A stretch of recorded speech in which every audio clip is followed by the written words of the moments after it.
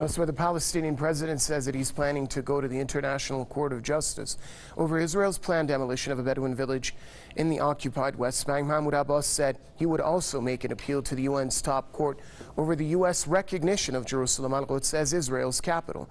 He also plans to file a complaint over Washington's funding cuts to the UN Refugee Agency. Anger is boiling in the occupied territories over Tel Aviv's decision to raise the Bedouin village of Khan al-Ahmar and moving its residents to another site. Israel claims that the village was built without permission and plans to use the area for construction of another settlement. Palestinians say these settlements will cut off East Jerusalem al-Quds from the West Bank.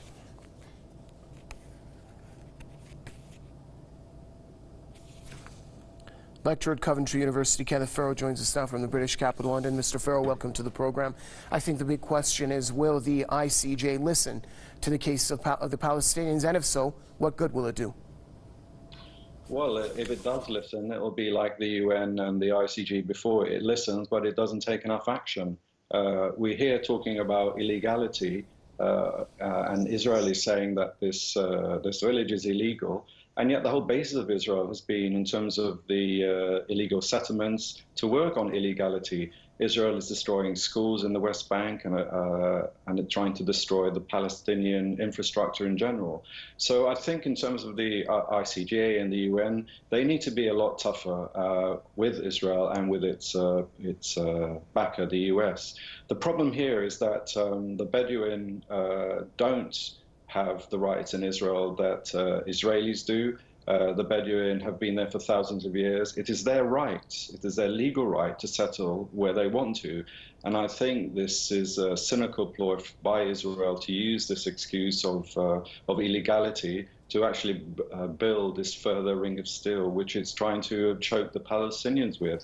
I think the issue here is the problem with the support of the US with Netanyahu, and also in terms of the Oslo Agreement and any peace deal. The Oslo Agreement was dead before it even started, and the US and Israel is trying to use the so-called peace process to further entrench itself in an illegal way on the occupied territories and on Palestine. It's the support of the U.S. on one side and the inactivity of the international community with the United Nations at its helm when it comes to not just the issue of settlements, but all the rights violations that are being carried out by the Israelis on a day-to-day basis. That's right. Well, you know, we're here talking about settlement and the right to have to live where you want to.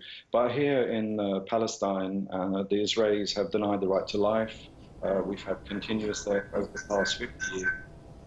So this very small incident really is part of the approach of the Israeli state towards the Palestinians and towards anything which it feels threatens it. Now, Netanyahu has been very vocal about the need for strength, and he equates strength with power, and power in terms of the Israeli state means the denial of life and denial of the right to live to anybody else that disagrees with it or who has entrenched rights, as the Palestinians have, as the Bedouins have.